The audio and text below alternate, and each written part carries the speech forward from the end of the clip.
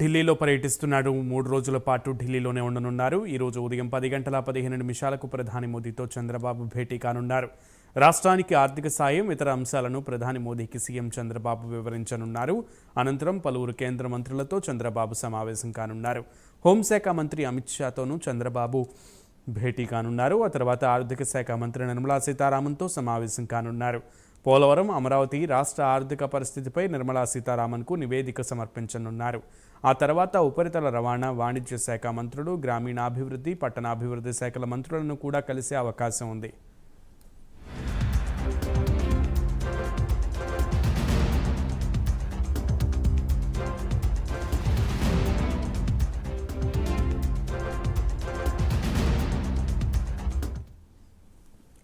Right. Chandrababu 3 రోజుల పాటు Delhi tour కొనసాగనుంది. అయితే ఈరోజు 10 గంటల 15 నిమిషాల ఆ ప్రాంతంలో ప్రధాని మోదీతో భేటీ కానున్నారు. ఇక మధ్యాహ్నం అమిత్ షాతో భేటీ అయ్యే అవకాశం కనబడుతోంది. పూర్తి సమాచారం మా ఏపీ బ్యూరో చీఫ్ రాజు అందిస్తారు. రాజు. రైట్ సునీల్, ఇవాళ ఆంధ్రప్రదేశ్ ముఖ్యమంత్రి నారా చంద్రబాబు నాయుడు ఢిల్లీలో ప్రధాని నరేంద్ర మోడీతో భేటీ కాబోతున్నారు. ఉదయం 10 గంటల 15 నిమిషాలకి నరేంద్ర మోడీ ఆయనకి అపాయింట్మెంట్ ఇచ్చినటువంటి పరిస్థితి. ఈ నేపథ్యంలోనే రాష్ట్రానికి సంబంధించినటువంటి ఆర్థిక అంశాలు కావచ్చు, అంతేకాకుండా ఇతర అంశాలకు సంబంధించి నరేంద్ర మోడీ తోటి చంద్రబాబు భేటీ అవుతున్నటువంటి సిచ్యువేషన్ ఉంది.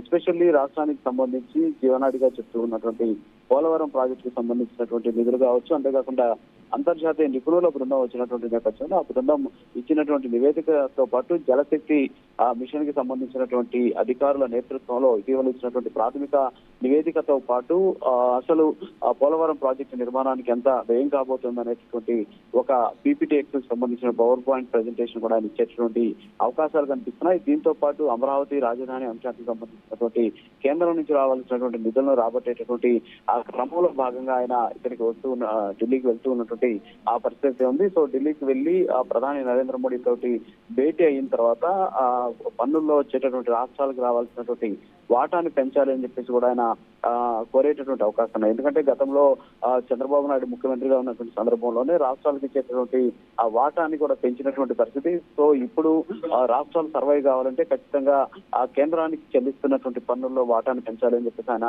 కోరేటటువంటి అవకాశాలు కనిపిస్తున్నాయి. సో ప్రధాని నరేంద్ర మోడీ తోటి భేటీ అయిన అనంతరం మధ్యాహ్నం అమిత్ షా తోటి ఆయన భేటీ అవుతారు. అమిత్ షా తోటి భేటీ అయ్యి రాష్ట్రానికి సంబంధించినటువంటి శాంతి భద్రత అంశం కావచ్చు, అంతేకాకుండా ఎస్పెషల్లీ ఇక్కడ ఉన్నటువంటి ప్రస్తుత పరిస్థితులన్నింటినీ కూడా ఆయనకు వివరించేటటువంటి అవకాశాలు కనిపిస్తున్నాయి. దీంతో పాటు రాష్ట్ర విభజన నేపథ్యంలో ఇచ్చినటువంటి హామీలు, అంతేకాకుండా ఆ హామీలకు సంబంధించినటువంటి అమల్లో ఇప్పటి వరకు జరిగినటువంటి లోపాలన్నింటినీ కూడా ఆయన అమిత్ షాకు వివరించేటటువంటి అవకాశాలు ఉన్నాయి. అలాగే ఆర్థిక శాఖ మంత్రి నిర్మలా సీతారామన్తో కూడా ఆయన భేటీ అవుతారు. సో నిర్మలా సీతారామన్తో భేటీ అయిన తర్వాత రాష్ట్రానికి అప్పులు కాకుండా గ్రాంట్లు ఇవ్వాలి అని చెప్పేసి కోరేటటువంటి అవకాశం ఉన్నాయి. ఎందుకంటే ఇప్పటికే అప్పులు ఎక్కువగా అయినటువంటి నేపథ్యంలో వాటికి చెల్లించేటటువంటి వడ్డీ శాతం కూడా పెరుగుతూ ఉంది. దీంతో రాష్ట్రం మీద అధిక భారం పడుతూ ఉన్నటువంటి ఆ సందర్భంలో సో నిర్మలా సీతారామన్ తోటి ఆయన భేటీ అయ్యి రాష్ట్రానికి గ్రాంట్ల రూపంలో నిధులు ఇవ్వాలని చెప్పి ఆయన కోరేటటువంటి పరిస్థితి. సో మొత్తానికైతే రాష్ట్ర ప్రయోజనాల దృష్ట్యా ఇవాళ చంద్రబాబు కేంద్రంలో ఉన్నటువంటి పలువురు ప్రముఖులతోటి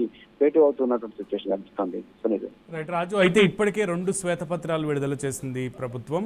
ముఖ్యంగా చంద్రబాబు నాయుడు అమరావతి మీద, అలాగే పోలవరం మీద కూడా శ్వేతపత్రం విడుదల చేసిన క్రమంలో ఈ రెండింటి మీద ఇప్పుడు మోదీకి వివరించేటువంటి అవకాశం ఉంటుందని అనుకోవచ్చా? ఖచ్చితంగా సునీల్, ఎందుకంటే ఇప్పటికే ఆయన 2 అంశాలను చాలా జాగ్రత్తగా, అంతేకాకుండా అధికారంలోకి వచ్చిన తర్వాత ఆ 2 అంశాలే లక్ష్యంగా ఆయన పనిచేస్తూ ఉన్నటువంటి పరిస్థితి. అందులో ఇందాక నేను చెప్పినట్టు ఏదైతే జీవనాడిగా ఆంధ్రప్రదేశ్ కి జీవనాడిగా చెప్పుకునేటటువంటి పోలవరం ప్రాజెక్టు కావచ్చు, అంతేకాకుండా అమరావతి రాజధాని. సో ఈ రెండింటికి సంబంధించి ఇప్పటికే ఆయన 2 శ్వేతపత్రాలు విడుదల చేశారు. ఆ పోలవరంలో ఏ విధమైనటువంటి ధ్వంసకాండ కంటిన్యూ అయినటువంటి అంశాన్ని కూడా ఆయన ఇప్పటికే శ్వేతపత్రం ద్వారా విడుదల చేసినటువంటి పరిస్థితి ఉంది. దీనికి తోడు అమరావతి రాజధాని నిర్మాణానికి సంబంధించి జరిగినటువంటి లోటుపాట్లు కావచ్చు, అంతేకాకుండా రాజధాని నిర్మాణ ఆ విషయంలో గత వైసీపీ ప్రభుత్వం అవలంబించినటువంటి ఆ తీరు పట్ల ఆయన శ్వేతపత్రం కూడా విడుదల చేసినటువంటి పరిస్థితి. సో వీటన్నిటిని కూడా ఏదైతే ఇక్కడ ఆంధ్రప్రదేశ్ లో ప్రజలకి పవర్ పాయింట్ ప్రెజెంటేషన్ ద్వారా ఏ విధంగా అయితే ఆయన వివరించారో, అలాగే ఈ కేంద్రంలో కూడా ఉన్నటువంటి ముఖ్యులకి ఈ 2 శ్వేతపత్రాలకు సంబంధించినటువంటి పూర్తి వివరాలతో కూడినటువంటి సమాచారాన్ని, ఒక నివేదికని అందించేటువంటి అవకాశం ఉంది. ఎందుకంటే రాజధాని అమరావతికి సంబంధించి నిధులు కేంద్రమే భరిస్తుందని చెప్పేసి గతంలో నరేంద్ర మోడీ ప్రధానిగా ఉన్నటువంటి సందర్భంలో చెప్పినటువంటి సిచ్యువేషన్, అలాగే పోలవరంకి కూడా 100% నిధులను కేంద్రం ఇస్తుందని చెప్పినటువంటి నేపథ్యంలో ఆ 2 నిధులను రాబట్టుకునేటువంటి ప్రయత్నంలో భాగంగానే ఆయన ఇవాళ ఢిల్లీలో పర్యటిస్తున్నటువంటి సిచ్యువేషన్ కనిపిస్తుంది. Right Raju, thank you.